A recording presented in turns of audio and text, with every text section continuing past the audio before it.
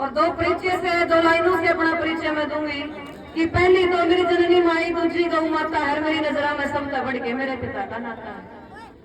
पहली तो मेरी जननी माई, दूसरी गौ माता है, मेरी नजरा में सबसे बढ़ के मेरे पिता का नाता है। जब मिलना हो तो आ जाइए विशाल जिले में खेतर गांव मेरा, मैं हाथ जोड़ के कर रही हूँ, ले लो प्रणाम कर। बहुत ही मान सम्मान के योग्य पूरे गांव की सरदारी आदरणीय संदीप जी और तमाम ये जो हिंदुस्तान संगठन है, आदरणीय सरपंच साहब अजमेर जी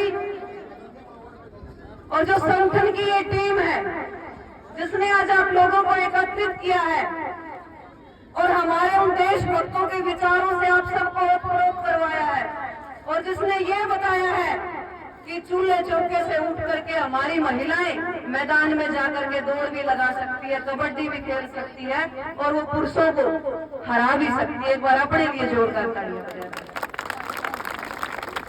मास्टर जी ने बहुत कुछ बता दिया, मुझे बताने की जरूरत है कोई वैसे तो, लेकिन फिर भी एक मास्टर जी ने जिक्र करा अपनी बातों में कोरस का। बहुत सारे पढ़े लिखे खड़ा है, बैठा है, बता सकता है कोई कोरस कौन था? पता है किसी को कोरस कौन था? कोरस एक ऐसा महान योद्धा था, आप उदाहरण दिया करें फलानी निकली बात कि सिकंदर भी खाली हाथ चला गया था। जिसने सिकंदर को मात दी थी वो पोरस था। हमारे उस इतिहास को पढ़िए। आज 28 जनवरी को हम याद करते, बड़ा अच्छा दिन भाई है ना, चुना जब चुना और मुझे पता लगा कि हमारे देश का वो महान वीर जिसने कहा था कि मेरे तन पर पड़ी एक लाठी ब्रिटिश शासन के ताबूत की कील का काम करेगी। हम याद कर रहे हैं हमारे देश के महान स्वतंत्रता सेनानी जिन्होंने अंग्रेजी शासन ने जिनके ऊपर लाठियों से प्रहार किया और फिर भी ये बताया कि मैं अपने देश को आजाद करवा करके मानूंगा। आज लाला लाजपत राय जी का हम जन्म दिवस मना रहे हैं, उनको भी इस मंच से सच्ची श्रद्धांजलि अर्पित करती हूँ। और हमारे उन योद्धाओं की वजह से, हमारे उन फ्रीडम फाइटर्स की वजह से आज हम खेल रहे हैं, इस आजादी की खुली हवा में सांस ले रहे हैं।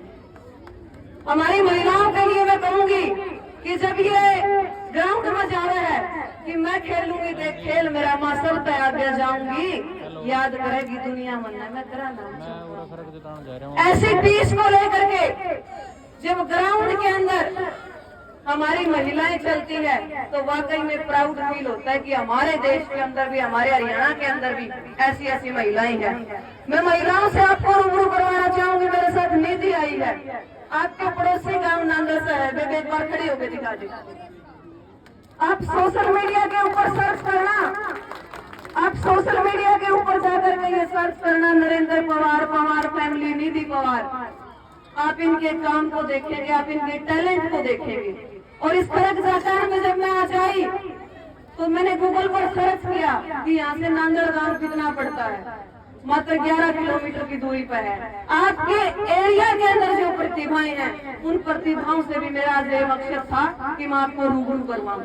आदरणीय प्रवेश जी है, मैं अनुरोध करूंगी एक बार आंटी जी खड़े होकर दिखाओ। ये वो महिला है जिन्होंने आज चूल्हे चौके को छोड़ करके अपनी पहचान आज एक बिजनेस वुमेन के रूप में बनाई है।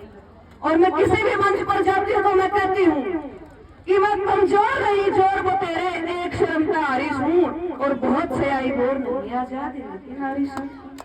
रचेना बेटी चावल मानस रोटी पोना सीख लिए, एक नहीं दिन में 10 बारी कसर धोना सीख लिए, सांझ सवेरे धरना चाट तू दूध बिलोना सीख लिए, तू एक करे और मैं 100 करूं, सब क्या एक ही अकदारिश हूँ, बहुत से आई बोर नहीं आजाद। फिर क्या है घर में बेटा थोड़ा सा गलत चाल जाए तो कमेंट आया करा है, किस तरह के कमेंट आया करा है, माँ ने बिगाड़ दिया, धमकाई, पूरी डांट फटकार को लगाई। लेकिन वही बेटा कुछ अच्छा करके जब देश के ऊपर राज करे तो उन्हें कहा जाओ बाप का बेटा है, फलाने का सूरज जैसा बनो तो आदमी का नाम ना करे। किसे अच्छा करते तो बेटा जरा मारे में मेरा नाम हो, जितने मैं कर रही सुन दिन मैं तू कर दे सारे काम हो। फिर बोले आदरणीय नरेंद्र पवार जी आप लोगों के बीच में बैठे हैं। हरियाणा पुलिस में कांस्टेबल हैं और कार्यरत है हरियाणा पुलिस में। कहते हैं कि अगर पुरुष काम करके आवे हैं तो बस काम काजी महिलाएं हुए वो आगे घर का भी काम करें, वो सिर्फ ऑफिस का काम करें। बोले के करो होता मैं तारा पेट दिन और रात हमें भरना रे मने एक बड़द की बग्गी जोड़ी तेरा खेत कमावन जाऊं मैं। मैंने एक बड़द की बग्गी जोड़ी खेत कमावन जाऊं मैं। घर के सारे काम पड़े रहे फिर जब उल्टी आऊं मैं। तू रोटी खा के सुत सो जा सारे काम निपटाऊं मैं। तू सो कोई कर मैं सो करूं सब क्या एक दारिश हूँ और बहुत से आई बोर नहीं आजादी।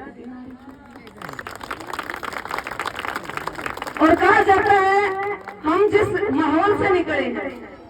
जब मैं पहले प्रोग्राम किया करती मैं आप लोगों ने बता दूं संदीप भाई साहब और तो बात हुई जब एक बात चली थी कि हमारे पास राजनीतिक लोग बहुत हैं हम बुला सकते हैं, लेकिन हम ये चाहते हैं कि हमारे आसपास की बेटियां और बेटे आप लोगों से रूबरू हो, प्रेरित हो। प्रेरणा की बात मैं आप लोगों को बताती हूँ। मैंने जन्म लिया 3 किले का जमींदार है मेरा बापू, उसका हम 3 बालक। घर में कुल 5 सदस्य हैं। हमने मजदूरों की तरह खेत में काम कराया, साथ में अपनी पढ़ाई करी। पढ़ाई करके ने आज पूरे हरियाणा के अंदर कोई ऐसा एलिजिबिलिटी टेस्ट नहीं है जो मैंने क्रैक ना किया हो। मेरे मन में एक जुनून था कि मुझे गवर्नमेंट जॉब तो करनी है, लेकिन फिर लोगों के कमेंट्स आए मैं 3rd टाइम मास्टर हूँ। मैंने हिंदी में की, मैंने पब्लिक एड में प्रशासन को समझा, उसके बाद मैंने मास कम्युनिकेशन में मास्टर्स की। फिर मैंने ये सोचा जब लोग ये कहते कि बेटा इतनी डिग्री ले फिर नौकरी लागी है उन्हें फायदा क्या है डिग्रियां का। जब मैंने नेशनल एलिजिबिलिटी टेस्ट क्रैक किया तो मैं मेरे गांव की पहली ऐसी बेटी बनी थी जिसने गांव के अंदर नेट क्रैक किया था। आज मैं मेरे गांव की पहली ऐसी बेटी हूँ जो 3rd टाइम मास्टर हूँ। और आज मैं मेरे गांव की पहली ऐसी बेटी हूँ जब मैंने गवर्नमेंट जॉब का एक एग्जाम दिया, मैंने पूरे भारत में 13वां स्थान हासिल किया, तो मैं मेरे गांव की आज पहली ऐसी बेटी बनी हूँ जो रैंक के साथ KVS में शिक्षक पद के ऊपर कार्यरत है। ये नौकरी मेरा अभिमान नहीं है, ये नौकरी उन लोगों को जवाब है जो ये कहते थे कि ये बेटी कुछ नहीं कर सकती। उससे पहले भी किसान आंदोलन चला लगातार 13 महीने मैं देश की पहली ऐसी बेटी थी सबसे कम उम्र की जिसके ऊपर इस भारत सरकार ने और हरियाणा सरकार ने धारा 307 लगाई। मैं आप लोगों को सिर्फ ये बताना चाहती हूँ बेटी खेत का काम भी कर सका है, बेटी हका की लड़ाई भी लड़ सका है, और बेटी जब लोगों तक बात जवाब देने की आवे तो बेटी जाके ना सरकारी नौकरी भी कर सका है और 2 टाइम का खाना बना के ना आदमी का पेट भी भर सके। तो बेटियों को कभी भी कम मत आंकना। मैं हमेशा एक बात कहती हूँ तमाम बेटियों से और बेटों से कि खुद के ऊपर राख भरोसा जे दूसरे तयास नहीं पीसा गया तो उल्टा आ जाएगा। विश्वास वो विश्वास कब आता है आप लोगों का? विश्वास कब आता है? विश्वास तब आता है जब आप अपने बच्चों के ऊपर विश्वास करोगे। सब तो पूरा देश पर आपके बात कर रहा है फलाना की छोरी गलत है, फलाना का छोरा गलत है, सब पूरा देश कर लेगा आप लोगों के ऊपर, लेकिन आप खुद के बच्चों के ऊपर विश्वास करो। मात्र 18 साल तक आप अपने बच्चों को अच्छे संस्कार दो, उसके बाद अपने बच्चों पर नहीं अपने संस्कारों का यकीन करो। वाकई में आपको प्राउड फील होएगा कि हमने अपने बेटे के ऊपर शक नहीं किया। देश है, दुनिया है, छोटी छोटी उम्र में गलती देश की छोरियां तो है, देश के छोरियां तो है।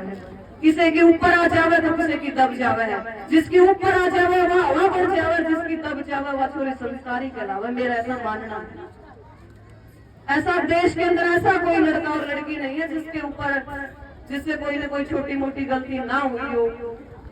वही बात है बेटी का हम क्या करते हैं 18 साल की करते हो कोई बात नहीं, ब्याह के अगला घर डाल दी जाओगी।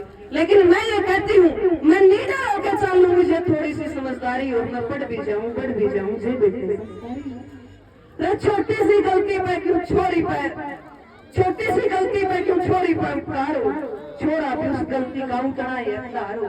जे एक बापू ने अपनी बेटी बेटे से भी प्यारी हो, मैं पढ़ भी जाऊँ जे बेटे। जिस गली का मेरा आना जाना परमानेंट से एक नहीं मेरा ऊपर आवा बहुत रहे कमेंट्स हैं अरे क्यों उन कमेंट में भी गलती मारी हो और मैं बढ़ भी जाऊं मुझे बेटे संस्कारी सारे मेरे मुंह पानी देखने लग रहे हैं। युवा साथी खड़े हैं। मैं एक बेटी हूं तो मैं बेटियों की आवाज उठाती हूँ, लेकिन वही मैं बेटियों को ये भी कहती हूँ कि जब बेटी घर से जाती है कि मैं एक बात कहूं कान खोल के तू सुनती जाइए लाडो, अरे इस बाप अपने की नाड़ नैना देखी कभी चुकाई लाडो।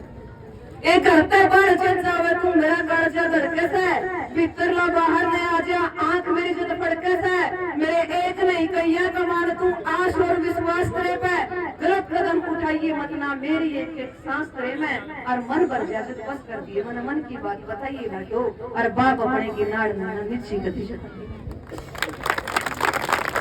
अपनी जिम्मेदारी समझ करके 5 साल की यदि कोई बेटी है 2 साल की बेटी जब जन्म लेती है तो वो पूरे गांव की बेटी कहलाती है और जो इज्जत बेटी की होती है वही इज्जत बेटे की होती है। इसीलिए कोई बेटा अगर गलत काम कर दे तो उसने भी माफ कर दिया करो, बेटी कोई गलत कर दे तो उसने भी माफ कर दिया करो, क्योंकि सब ने अपनी जिंदगी जीने का अधिकार है। लेकिन अपने कर्तव्य के साथ जब एक बेटी जन्म लेवा तो बाबू का काजा बाहर निकल न हो जाओ, पता नहीं 18-20 साल तक की होगी बिस्तरियां पाड़ी और पोसी जाएगी। मैं हमेशा यही कहती हूँ कि जब भगवान किसी ने जन्म देवा है तो भगवान उसके साथ ये भी भेजता है कि इसने जिंदगी में हम प्रकृति से जितना प्रेम करते हैं और प्रकृति में रह करके जो सीखते हैं कि जो बालक जन्म ले होगा उसका खान पीन का जुगाड़ भी ऊपर जरूर करेगा। किसी ने बोझ ना माना करो, बेटा बेटी एक समान हुआ। पत्रकार साथी मेरे मोदू जागलान से मैंने बड़ा आशीर्वाद मिला है, मैंने बड़ा साथ और समर्थन मिला है इन जैसे साथियों का। आप सोशल मीडिया के ऊपर जाकर के कभी सर्च करोगे तो आप लोगों को ये एहसास होगा कि हमारे देश के अंदर जितना काम ये युवा संगठन करने लग रहे हैं उससे कहीं ज्यादा काम इनके काम का प्रचार प्रसार करके मोदू जैसे युवा साथी भी करने लग रहे, पर इनकी खातिर भी जोरदार ताली। क्योंकि मैं हमेशा कहती हूँ कि धरा बेच देंगे गगन बेच देंगे, अगर ना ये होंगे कलम के सिपाही ये नेता तो एक दिन वतन बेच देंगे। अगर हमारे वतन को संभाल करके रखना है तो अपनी जिम्मेदारियों को समझो, गलत को सहो मत और सही को कहे बिना रहो मत।